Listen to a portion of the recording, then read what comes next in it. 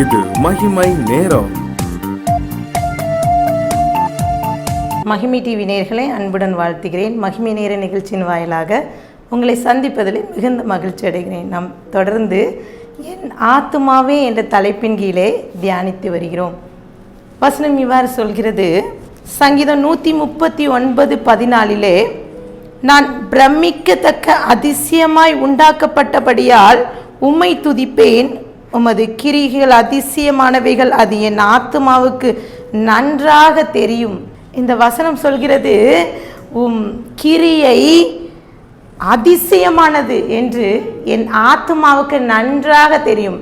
இங்கே தாவீது குறிப்பிடுகிறார், தன் ஆத்துமாவை பார்த்து சொல்கிறார், ஆண்டவர் என்னை உருவாக்கின விதம் அது அதிசயமானது என்று சொல்லி தன் ஆத்மாட்ட சொல்கிறார். ஆத்மா இங்கே சொல்கின்ற காரியம் என்னன்னா, நாம் யார் என்பதை நம் ஆத்மாவுக்கு தெரியும். ஒருவேளை நம் கூட இருக்கிற நண்பர்கள், நம்முடைய அம்மா அப்பா இல்லை நம்மளுடைய உறவினர்களுக்கு நம்மை குறித்து நன்றாக தெரியும். சிலர் சொல்லுவாங்களா, இவ பொய் தான் சொல்வா, இவெல்லாம் இப்படி தான் அப்படின்னு சொல்லுவாங்க. அதே போல தான் நமக்குள்ளாக இருக்கிற ஆத்மாவுக்கு நீ யார் என்பது அதற்கு நன்றாகவே தெரியும். இந்த 139 சங்கீதத்திலே குறிப்பிடப்பட்டிருக்கிற காரியம் என்னன்னா, கர்த்தாவே நீர் என்னை ஆராய்ந்து அறிகிறீர் என்று சொல்லி தாவீது தேவனிடத்துல கேட்கிறார். ஆண்டவர், நீங்க என்ன ஆராய்ஞ்சு அறிகிறீங்க, என் உட்கார்தலையும் என் எழுந்திருத்தலையும் நீர் அறிந்திருக்கிறீர், என் நினைவுகளை தூரத்திலிருந்து அறிந்திருக்கிறீர். தூரத்திலிருந்து என்னை நான் நடந்தாலும் படுத்திருந்தாலும் என்னை சூழ்ந்திருக்கிறீர், என் வழிகளெல்லாம் நமக்கு தெரியும் என்று சொல்கிறார். அப்போ தாவீது அவனுடைய பிறப்பு, அவன் ஆடு மேய்த்த காரியம், கோலியாத்தை வீழ்த்த சென்ற காரியம், அவனுடைய அரச பதவி, இன்னும் அவனுடைய எல்லா சூழ்நிலையும் தேவன் அவனுக்குள்ளாக இருந்த ஆத்மாவுக்கு நன்றாக தெரியும் என்பதை இங்கே தாவீது அறிந்திருக்கிறான். இன்னும் ஒரு வசனம் சொல்கிறது 139:18 என் கருவை உம்முடைய கண்கள் கண்டது என்று சொல்றார். தாவீதுக்கு அவனுடைய பிறப்பை குறித்ததான ஒரு நல்ல ஒரு காரியம் அவனுக்கு நல்லா தெரியும். ஆண்டவர் ஒரு நோக்கம் வைத்திருக்கிறார். நான் என்னுடைய சிறு வயதிலிருந்து இதுவரை நடத்தினது ஆண்டவருக்கு நன்றாக தெரியும். தாயின் கருவிலே உருவாகும் போதே என்னை அறிந்து வைத்திருக்கிறான்னு சொல்ல பாருங்க. நம்மளுடைய பிறப்பும் அப்படிதான். நம்மளுடைய தாயின் வயிற்றுல இருக்கும்போதே கர்த்தர் அதை அறிந்திருக்கிறார். என்னுடைய சிறு வயதை நான் நினைச்சு பார்க்குறேன். நான் சின்ன வயசுல நானும் என்னுடைய தங்கையும் ட்வின்ஸ் நடந்து செல்லும்போது எல்லாரும் திரும்பி பார்ப்பாங்க. அவங்க அது மட்டும் இல்லாமல் நடந்து போயிட்டு இருக்கும்போது ஓடி வருவாங்க. ஓடி வந்து எங்களோட ஃபேஸை பார்க்கணும் அப்படின்ட்டு. ட்ரெஸ்ஸிங், என்னுடைய ஹேர் ஸ்டைல் எல்லாமே சேமாக இருக்கும். ஸ்கூலில் கூட டீச்சர் சொல்லுவாங்க, நீ அவளா நீ இவளான்னு கேட்கும்போது ரொம்ப பெருமையாக இருக்கும். நம்ம ஸ்பெஷல், இந்த உலகத்திலே நான் ரொம்ப ஸ்பெஷல்னு நிறைய நாள் நினைத்தது உண்டு.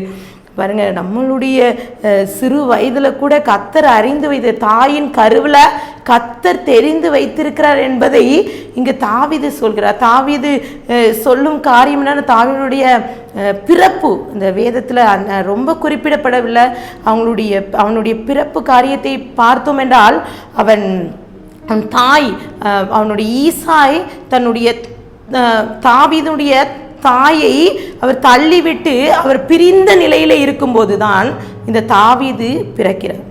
இப்போ ஈசாய்க்கு ஒரு சந்தேகம், இது என்னுடைய மகனா, தாவீது என்னுடைய மகனா? இல்லை, அது தவறான ஒரு பிள்ளை என்று எண்ணிக்கொண்டிருந்த வேளையிலே இந்த தாவீது உன்னுடைய மகன்தான் என்பதற்காக தான் தாவீதை அபிஷேகம் பண்ணும்போது கூட தாவீது ஆடு மேய்த்து கொண்டு இருக்கிறான். அப்போ சாமுவேல் வந்து கேட்க, உன் பிள்ளைகள் இவ்வளவுதானா?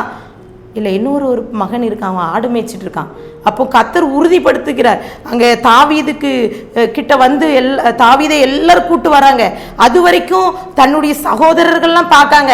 இவெல்லாம் ஈசாய் சொல்லியிருப்பான், இது யாரோ ஒரு பிள்ளை அப்படின்னு நினச்சிருப்பான். ஆனால் அந்த இடத்துல தாவீது ஈசாயின் பிள்ளைதான் என்பதை உறுதி செய்து தாவீது தன்னுடைய சகோதரர் மத்தியிலே தாவீதை கர்த்தர் அபிஷேகம் பண்ண காரணம், தாவீது அவனுடைய கருவிலே, தாயின் கருவிலே உருவாகும் போதே கர்த்தர் அவன் அறிந்து வைத்திருக்க, அவன் ராஜாவாக உயர்வது கர்த்தருடைய சித்தமாயிருந்தது.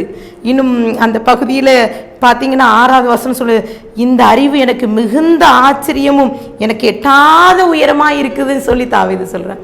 அப்போ அவனுக்கு படிப்பறிவில்லை, ஆடுதான் மேய்த்தான், தன் சகோதரர் மத்தியில் ஒடுக்கப்பட்ட நிலைமை, தன்னுடைய தந்தை கூட அவன் யாரோ என்று இருக்கப்பட்ட சூழ்நிலையில தான் தாவீது சொல்கிறான், எனக்கு இந்த அறிவுலாம் எட்டாத, இதை ஆச்சரியமாக இருக்குதுன்னு சொல்கிறான்.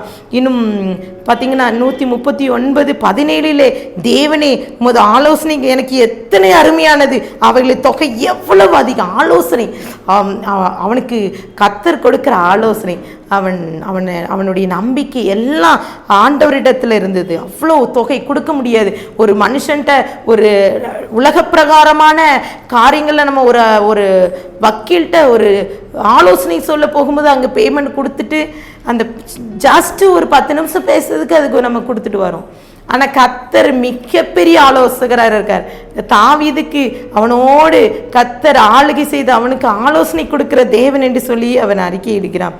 இன்னும் அதில் பார்த்தீங்கன்னா குறிப்பிட, நான் பிரமிக்கத்தக்க அதிசயமாய் உண்டாக்கப்படினால் உண்மை துதிப்பேன் என்று சொல்லி இங்கே குறிப்பிடுகிறார். அது என் ஆத்மாவுக்கு நன்றா தெரியும். ஒருவேளை இன்றைக்கு கூட இந்த வார்த்தை கேட்டுக்கொண்டிருக்கிற உங்களுக்கும் கூட, எனக்கு ஆண்டவர் என்னுடைய ஜெபத்தை கேட்கல, கர்த்தர் நான் இவ்வளோ தூரம் காத்திருக்கிறேன், ஜெபிக்கிறேன், உபவாசிக்கிறேன், என்னுடைய காரியங்கள் எல்லாம் ஆண்டவர் கவனிக்கலையான் என்று நினைத்து கொண்டு இருக்கலாம். ஆனால் இந்த 139வது சங்கீதத்தில் கர்த்தர் பாதாளத்தில் படுக்கை போட்டால் நான் அங்கேயே உங்களுடைய கரம் இருக்குதுன்னு சொல்லி தாவீது சொல்கிறார். அப்போ கர்த்தர் நம்மை காண்கிறார், பார்க்கிறார் என்பதை இந்த தாவீது நம்ம அவனுடைய ஆத்மாவுக்கு சொல்லி கொடுக்கிறான். இன்னும் பார்த்தீங்கன்னா 18ஆம் வசனம் சொல்லுங்க, அவைகள் நான் என்ன போனால் மலையை பார்க்கிலும் அதிகமாக நான் விழிக்கும் போது இன்னும் மண்டையிலே இருக்கிறேன். அவன் விழிச்ச, ஒருவேளை காலையில் எழும்புனவும் எத்தனை பேர் நம்ம ஜெபிக்கிறோம். அவன் சொல்ல, தாவீது நான் விழிக்கும் போது ஆண்டவர் சமூகத்தில் நிற்கிறேன்னு சொல்லுவேன். இன்னும் ஒரு வசனம் சொல்கிறது, 139 சங்கீதம் 23-24 குறிப்பிடப்பட்டு இருக்கிறது, தேவனே என்னை ஆராய்ந்து என் இருதயத்தை அறிந்து கொள்ளும், என்னை சோதித்து என் சிந்தனைகளை அறிந்து கொள்ளும், வேதனை உண்டாக்கும் வழி என்னிடத்தில் உண்டோ என்று பார்த்து நித்திய வழியில் என்னை நடத்தும் என்று சொல்லி தாவீது குறிப்பிடுகிறார். கர்த்தர் நம்மை ஆராய்ந்து அறிகிற தேவன். அது நம்மளுடைய ஆத்மாவுக்கு நன்றாக தெரியும். நம்ம என்ன காரியம் செய்கிறோம், ஆண்டவர் சமூகத்தில் நிற்கிறோமா, ஆண்டவர் விட்டு தூரம் போய் நிற்கிறோமா, நம்மளுடைய செயல்கள் என்ன, நாம் நின்னாலும் படுத்தாலும் நம்ம பேசினாலும் எல்லா சூழ்நிலையும் நம்ம ஆத்மாவுக்கு தெரியும். கர்த்தர் நம்மை கவனித்து பார்க்கிறார் என்பதை தாவீது அறிந்தே இந்த 139ஆம் சங்கீதத்தை எழுகிறார். முதல் முடிவு வரை நாம் பார்க்கும்போது கர்த்தர் நம்மை அதிசயமாய் நடத்துகிற தேவன், நம்மோடு இருக்கிறார். நம்மளுடைய சிந்தனைகளை, நம்மளுடைய நோக்கங்கள் ஆண்டவருக்கு நன்றாக தெரியும். எதற்காக இந்த உலகத்திற்கு நான் படைக்கப்பட்டேன், உருவாக்கப்பட்டேன், எதற்காக நான் இன்றைக்கு உயிரோடு இருக்கிறேன், என்னுடைய நோக்கம் என்ன, ஆண்டவர் இன்றைக்கு என்னை படைத்த நோக்கம் என்ன என்று ஆண்டவருக்கு நன்றாக தெரியும். ஆண்டவர்கிட்ட கேட்போமா, ஆண்டவரே இசப்பா, எனக்கு என்னுடைய ஆத்மாவிலே இந்த தாவீது பேசி கொண்டது போல என்னுடைய ஆத்மாவோடு நான் பேசிக்கொள்ளணும். நீங்கள் என் கூட இருக்கீங்க, என்னுடைய தாயின் கருவிலே நீங்கள் உருவாக்கும் போதே அறிந்து வைத்திருக்கீங்க, பிரமிக்கத்தக்க அதிசயமாய் நான் உருவாக்கப்பட்டிருக்கிறேன், எவ்வளோ ஹாப்பி, சந்தோஷங்கிறத நான் அந்த நிச்சயத்தை நாங்கள் இன்றைக்கி பெற்றுக்கொள்ளணும்னு சொல்லிட்டு ஆண்டவர் சமூகத்தில் ஒப்பு கொடுத்து ஜெபிக்கலாமா? அன்பின் பரலோக தகப்பனை ஸ்தோத்திரிக்கிறோம்.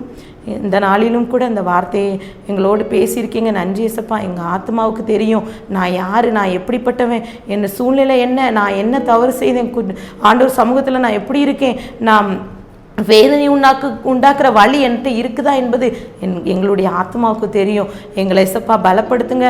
நாங்கள் என்னால் அதிகாலையிலையும் கூட காலை நேரத்திலும் இரவு வேளையிலும் உம்முடைய சமூகத்தில் நிற்கணும், நன்றி செலுத்தணும். உங்களுடைய நாமத்தை மகிமைப்படுத்துகிற பிள்ளைகளாக வாழ்ந்து காட்ட நீங்கள் கிருபை தாங்க. உங்களுடைய கரத்தில் நான் கொடுக்கிறேன், தாழ்த்துக்கிறேன், உரிமையாக்கிறேன். மீட்பர் மூலம் கேட்கிற பிதாவே, ஆமென்.